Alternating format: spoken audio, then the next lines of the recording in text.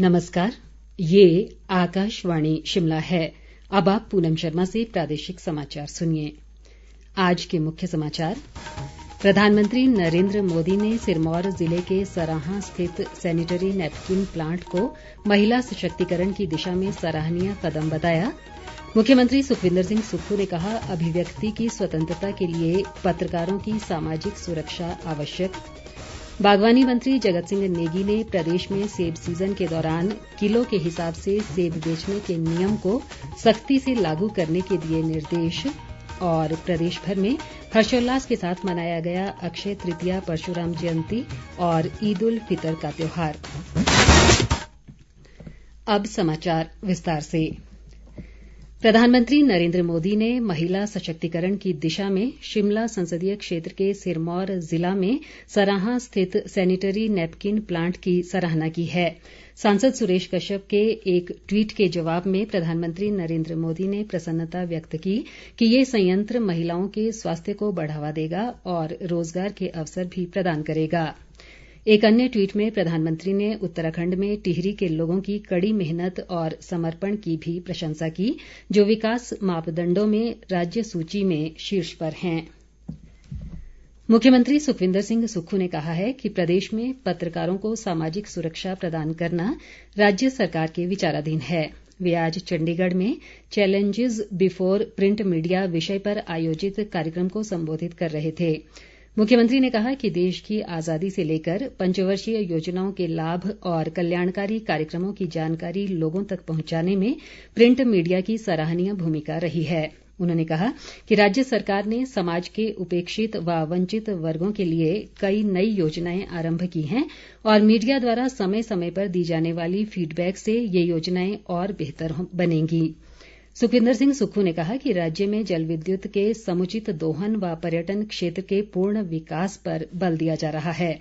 उन्होंने कहा कि प्रदेश में एशियन विकास बैंक की सहायता से 1311 करोड़ रुपए की पर्यटन विकास योजना आरंभ की जा रही है।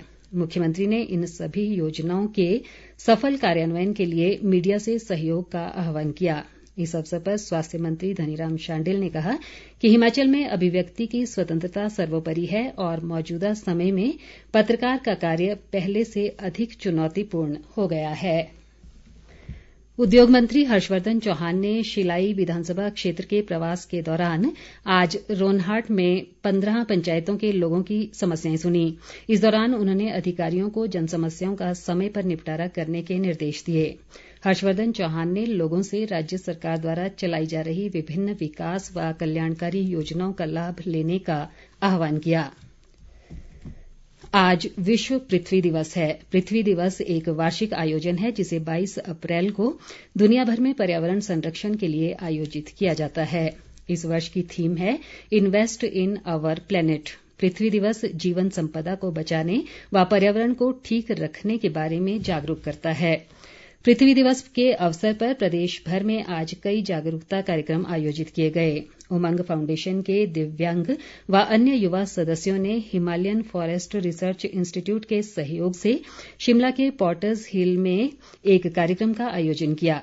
कार्यक्रम में इस शोध संस्थान के वरिष्ठ वैज्ञानिक डॉक्टर वनीत जिस्टू और डॉक्टर जगदीश ने पृथ्वी को बचाने के लिए वृक्षों से दोस्ती करने की जरूरत बताई। कार्यक्रम की अध्यक्षता भारत चुनाव आयोग की ब्रांड एम्बेसडर मुस्कान नेगी ने की। केंद्रीय सूचना व प्रसारण और युवा मामले व खेल मंत्री अनुराग सिंह ठाकुर कल 23 अप्रैल को ऊना जिले के दौरे पर रहेंगे। इस दौरान वे चिंतपूर्णी विधानसभा क्षेत्र स्थित मैड़ी बाबा बड़भाग के स्थानीय कार्यक्रम में भाग लेंगे। प्रधानमंत्री नरेंद्र मोदी 30 अप्रैल रविवार को आकाशवाणी से मन की बात कार्यक्रम में देश विदेश के श्रोताओं के साथ अपने विचार साझा करेंगे। ये इस मासिक कार्यक्रम की 100वीं कड़ी होगी। ये कार्यक्रम सुबह 11 बजे आकाशवाणी और दूरदर्शन के समूचे नेटवर्क पर प्रसारित किया जाएगा। प्रधानमंत्री ने लोगों से इस कार्यक्रम के लिए अपने सुझाव भेजने का आग्रह किया है। लोग नमो ऐप या माई गॉव ओपन फोरम पर अपने विचार साझा कर सकते हैं। मुख्य संसदीय सचिव किशोरी लाल ने बैजनाथ विधानसभा क्षेत्र की दियोल पंचायत में 70 लाख रुपए की लागत से बने प्राथमिक स्वास्थ्य केंद्र का आज लोकार्पण किया। इस अवसर पर एक जनसभा को संबोधित करते हुए उन्होंने कहा कि लोगों को गुणात्मक स्वास्थ्य सुविधाएं उपलब्ध करवाना सरकार की सर्वोच्च प्राथमिकता है। प्रादेशिक समाचार आकाशवाणी शिमला से प्रसारित किए जा रहे हैं।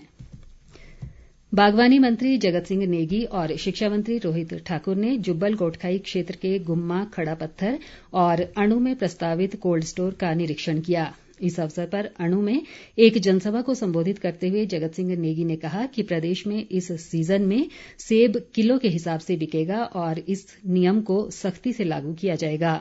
उन्होंने कहा कि यूनिवर्सल कॉटन के मानकों के अनुसार अधिकतम 24 किलो सेब प्रति बक्सा बिकेगा। बागवानी मंत्री ने कहा कि इस वित्त वर्ष के बजट में राज्य सरकार ने 8 कोल्ड स्टोर बनाने का फैसला लिया है, जिसमें से 2 कोल्ड स्टोर जुब्बल कोटखाई क्षेत्र में बनाए जाएंगे। इस अवसर पर शिक्षा मंत्री रोहित ठाकुर ने कहा कि खड़ा पत्थर व अणु में प्रस्तावित कोल्ड स्टोर बनने से क्षेत्र के लोगों को लाभ होगा। इस दौरान उन्होंने जन समस्याएं भी सुनी। आज देश भर में अक्षय तृतीया और परशुराम जयंती मनाई गई। प्रधानमंत्री नरेंद्र मोदी ने अक्षय तृतीया और परशुराम जयंती पर लोगों को शुभकामनाएं देते हुए कहा है कि अक्षय तृतीया का त्योहार दान की परंपरा और शुभ कार्य शुरू करने से जुड़ा है। उन्होंने परशुराम जयंती पर कामना की है कि भगवान परशुराम के आशीर्वाद से सभी का जीवन साहस, ज्ञान और विवेक से परिपूर्ण रहे। इस बीच सिरमौर जिला के रेणुका जी में परशुराम जयंती के अवसर पर भव्य शोभा यात्रा का आयोजन किया गया। उधर चंबा जिले के चुवाड़ी में ब्राह्मण कल्याण परिषद भटियात द्वारा आयोजित परशुराम जन्मोत्सव समारोह में विधानसभा अध्यक्ष कुलदीप सिंह पठानिया ने बतौर मुख्य अतिथि शिरकत की। राज्यपाल शिव प्रताप शुक्ल, मुख्यमंत्री सुखविंदर सिंह सुक्खू और केंद्रीय सूचना व प्रसारण मंत्री अनुराग सिंह ठाकुर ने भगवान परशुराम जयंती के अवसर पर प्रदेशवासियों को शुभकामनाएं दी हैं।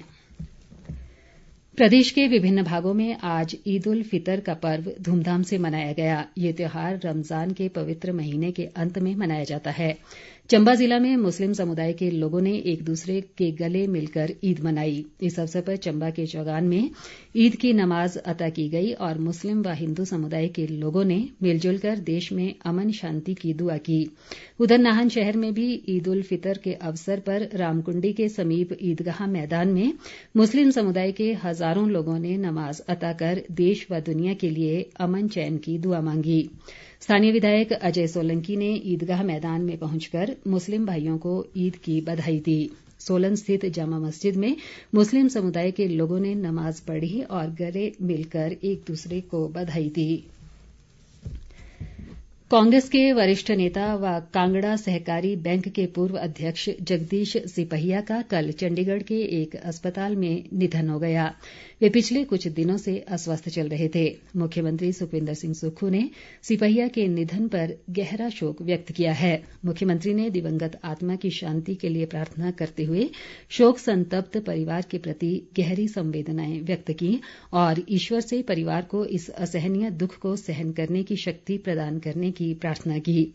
सुखविंदर सिंह सुक्खू ने कहा कि जगदीश सिपहिया कांग्रेस पार्टी के सच्चे सिपाही थे और पार्टी में उनकी कमी हमेशा महसूस होगी। विधानसभा अध्यक्ष कुलदीप सिंह पठानिया ने जगदीश सिपहिया के निधन पर शोक व्यक्त करते हुए कहा है कि वर्ष 2022 के विधानसभा चुनाव में सुलह विधानसभा क्षेत्र से उन्होंने चुनाव लड़ा था और वे कांग्रेस सेवादल के एक अनुशासित नेता भी रहे हैं। कुलदीप पठानिया ने कहा कि उनके निधन से प्रदेश को अपूर्णीय क्षति हुई है, जिसकी भरपाई करना मुश्किल है। प्रदेश कांग्रेस अध्यक्ष प्रतिभा सिंह ने जगदीश सिपहिया के निधन पर दुख जताते हुए शोक संतप्त परिवार के प्रति अपनी गहरी संवेदनाएं व्यक्त की हैं। शिमला नगर निगम चुनाव को लेकर भाजपा अपना घोषणा पत्र कल दोपहर बाद जारी करेगी।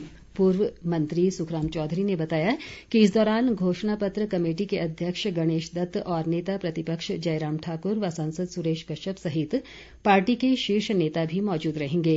घोषणा पत्र में नगर निगम शिमला की उपलब्धियों और आगामी विजन को भाजपा लोगों के समक्ष रखेगी। दूसरी ओर प्रदेश कांग्रेस अध्यक्ष प्रतिभा सिंह की अध्यक्षता में आज शिमला स्थित पार्टी मुख्यालय राजीव भवन में नगर निगम चुनाव को लेकर पार्टी की घोषणा पत्र समिति की बैठक हुई।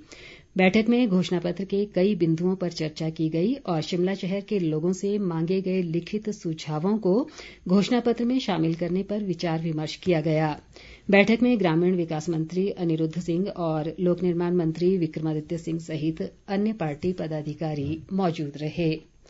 अंत में मुख्य समाचार एक बार फिर।